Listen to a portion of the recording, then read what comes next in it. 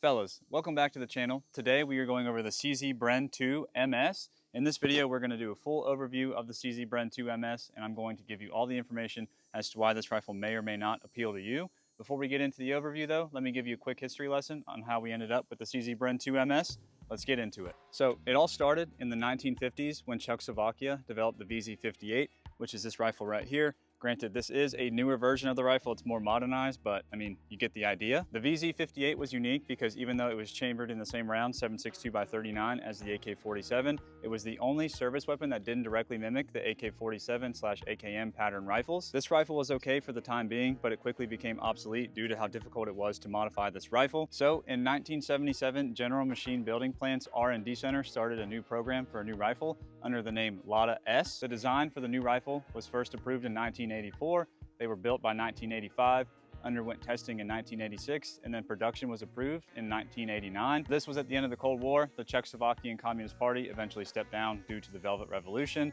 500,000 Lada systems were planned for production in 1990, but the army had no money. Then eventually the country split into the Czech Republic and Slovakia. Luckily, there was hope for the Lada systems. The Czech Republic was possibly going to become a part of NATO in the 1990s. The Czech Republic Army wanted a new rifle, but they didn't give any contracts. Eventually, the Lada systems was exported under the name CZ 2000. Then eventually that kickstarted what's called Project 805. The company who kickstarted this program, I'm going to reference as CZ because I don't know how to pronounce their name. There were two different designs made by CZ. There was the CXX and the CZS 805. A models of the rifle were chambered in intermediate rounds like 5.56 and 7.62x39.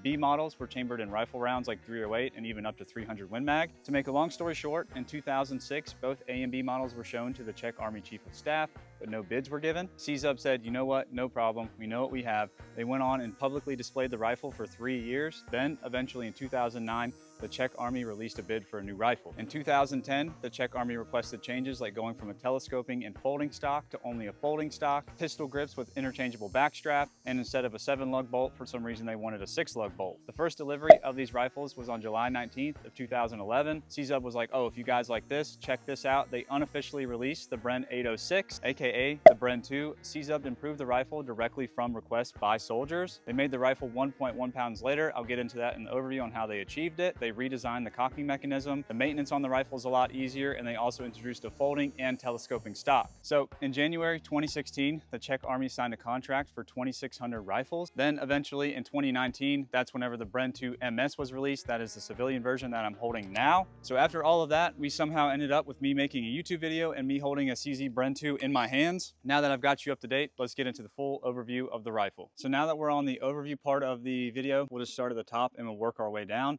We'll start off with the muzzle device. As you can see, I don't have the factory muzzle device on here. I have a Huxworks 1/2x28 flash hider.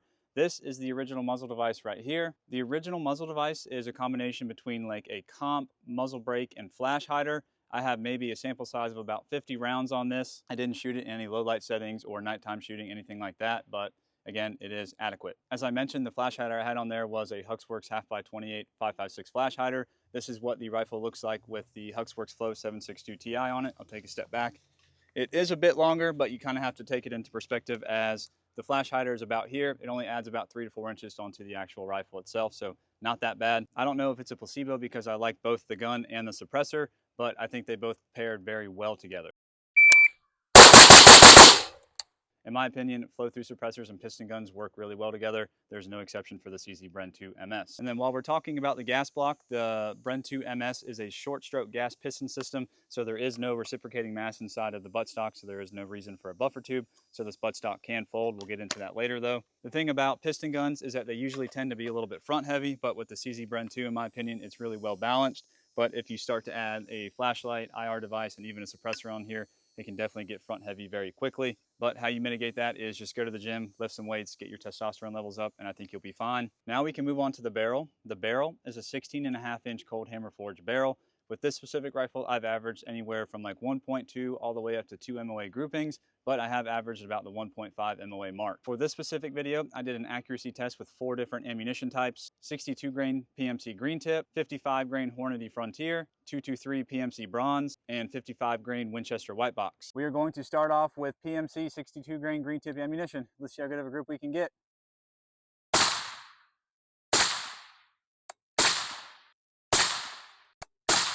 Now we're using Hornady 55 grain ammo. Let's see if we can beat that first group.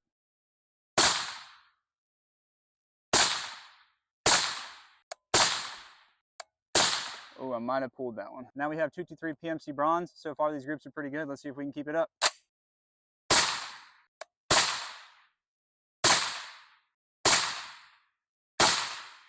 Now we have Winchester white box. If I had to guess, this will probably be the worst grouping of the day.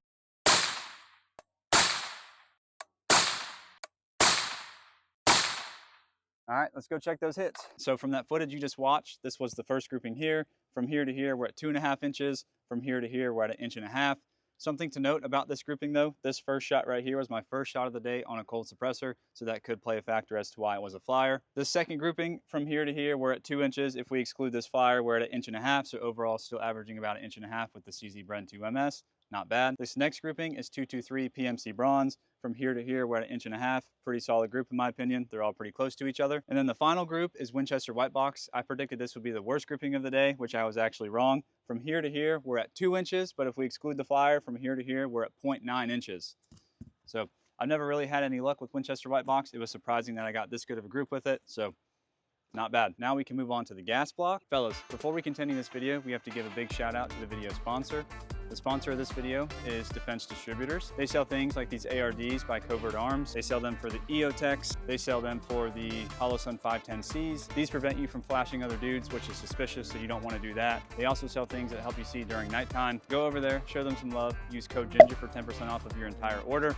Tell them Rogue G sent you. Now, let's get back to the video. On the CZ Bren 2 MS, there is a 3-position user adjustable gas block. As I talk about the different settings, I'll show you how to adjust it. Setting 1 is standard, so that's your rifle under normal conditions. It's a clean rifle. There's no adverse settings like mud, gunk. The rifle's clean, so your rifle should just work normally. To change it to setting 2, you take this latch right here and you just turn it to the right.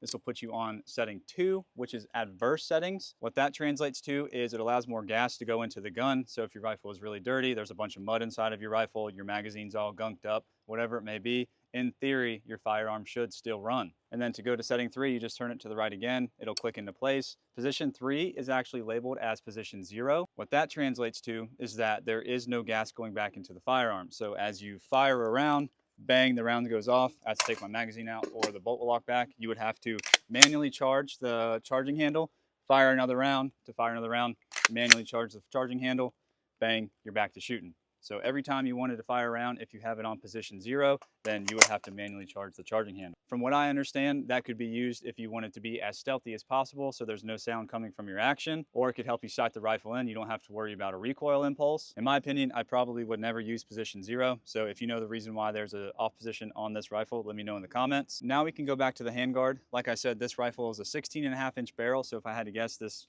handguard is probably like 10.5 inches. You can see there's plenty of M-lock at the 3, 6, and 9 o'clock position, so you can mount whatever you would want.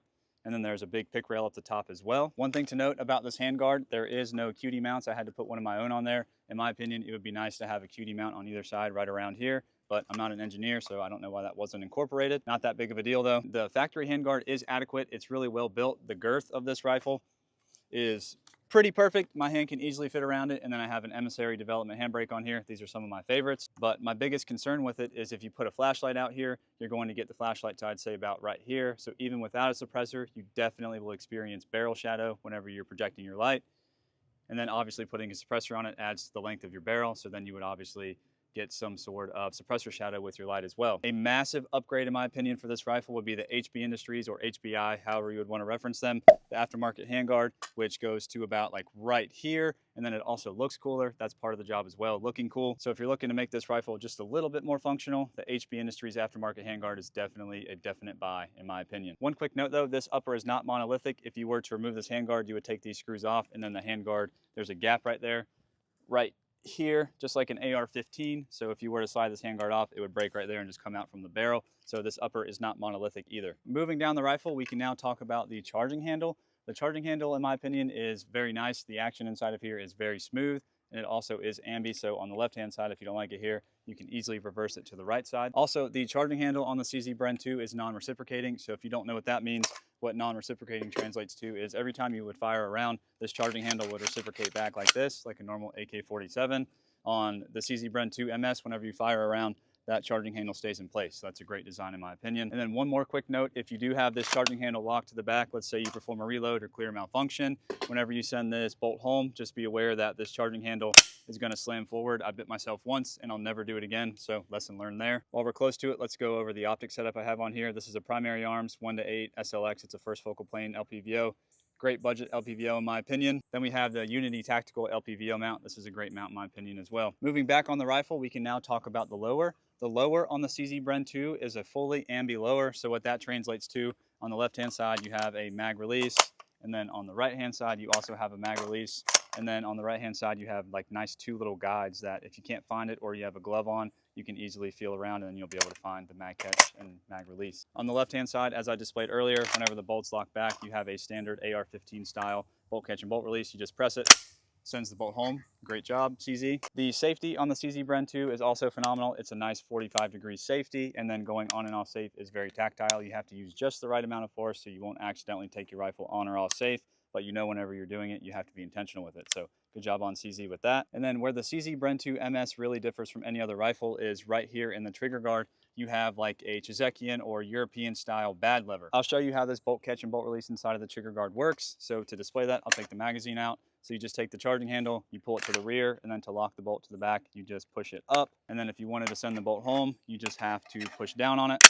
And that's how you send the bolt home, using that bolt catch and bolt release. The bolt release inside of the trigger guard isn't really ideal for reloads in my opinion. Whenever I go to use it to perform reloads, you kind of have to put a lot of downward pressure. And then whenever you do that, you have to kind of break your grip like this. So it's a bit awkward. I just use the standard AR-15 one on the left-hand side right there.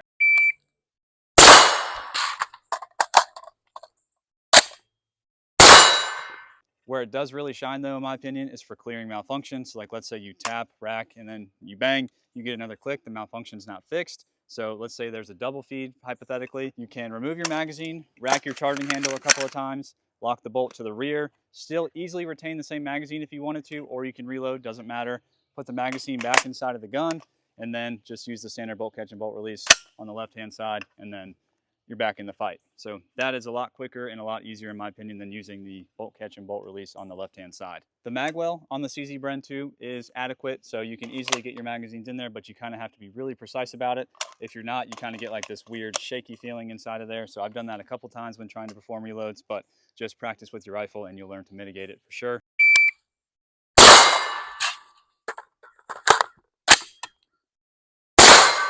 So in the history lesson I gave you, one of the ways they were able to achieve weight loss on the 805 to the CZ Bren 2 is from the lower. This lower is a carbon fiber / polymer composite, and it is all one piece. So the pistol grip on the CZ Bren 2 MS is proprietary. Not that big of a deal though. The texturing on the pistol grip is really nice. It's nice and grippy, so if my hands were wet or if I had mud on my hands, I can still easily hold on to the rifle. And then the angle and the width of the pistol grip are really nice as well. So this was really well thought out. Good job on CZ. And then a quick Easter egg, inside of the pistol grip, you have plenty of storage for your batteries or Skittles, whatever your heart desires, so you can fit something inside of there. Now we can finally talk about the trigger. The trigger inside of the CZ Bren 2 MS is absolutely phenomenal. It's essentially a two-stage trigger. Just so you can see, there is a few millimeters of play, and then solid like 3.5, 4-pound brake. And then the reset on it is nice and tactile. And then there's that wall again. Clean, crisp brake. I'm a big fan of the factory trigger inside of the CZ Bren 2 MS. I'm a really big fan of this thing, so this is really well thought out. Good job on CZ. While we're here, you have two manual sling attachment points right here, and then you have one on the left-hand side as well. You also have QD cups right here on the left-hand side of the rifle and on the right side of the rifle as well. Now we can finally talk about the buttstock. As I mentioned earlier, there is no buffer tube inside of this rifle, so the buttstock can easily be folded.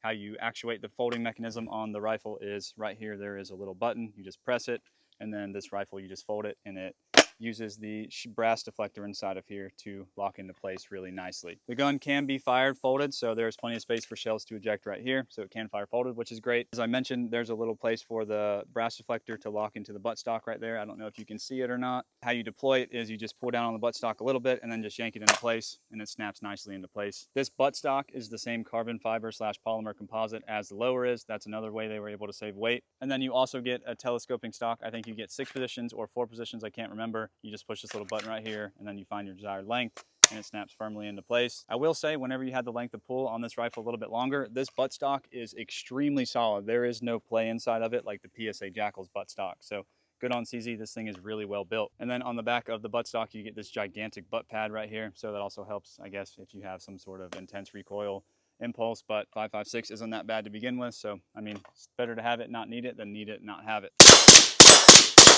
Speaking of recoil impulse, if you compare this thing to like a Daniel Defense Riz 3, which is one of the gold standards in my personal opinion, the recoil impulse is phenomenal on this thing. I've shot it mostly suppressed with the Huxworks Flow 762 Ti. On the DD rifles, they tend to be a little bit more overgassed due to the fact that they're duty rifles, so they're supposed to be more reliable. So they tend to be a little bit more punchy, but I think due to this thing being a little bit heavier than normal, it creates a really smooth and really controllable recoil impulse, which I am a big fan of.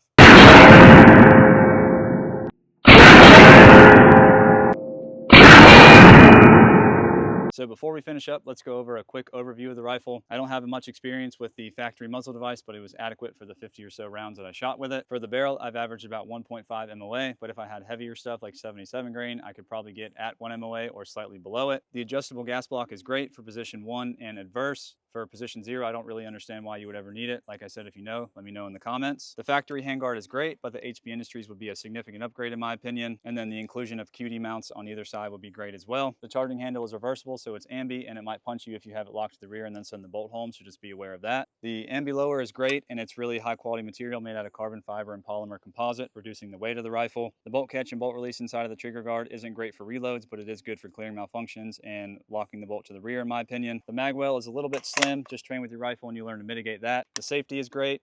Same thing with the pistol grip. The pistol grip is great. The butt stock is also phenomenal in my opinion. The rubber butt pad's nice. The folding stock is nice, and how well built the stock is nice as well. Big fan of this butt stock. And then the trigger inside of here is a really high quality 2-stage trigger. So good job on CZ for giving us a really high quality factory trigger. One thing I did forget to mention is that with the rifle, CZ gives you 2 metal Stanag style magazines. And then they also give you a full maintenance kit as well, which is really phenomenal in my opinion. They give you a little bottle of oil. They give you brushes, Allen keys. They give you a bore snake, wire brushes, and plastic brushes.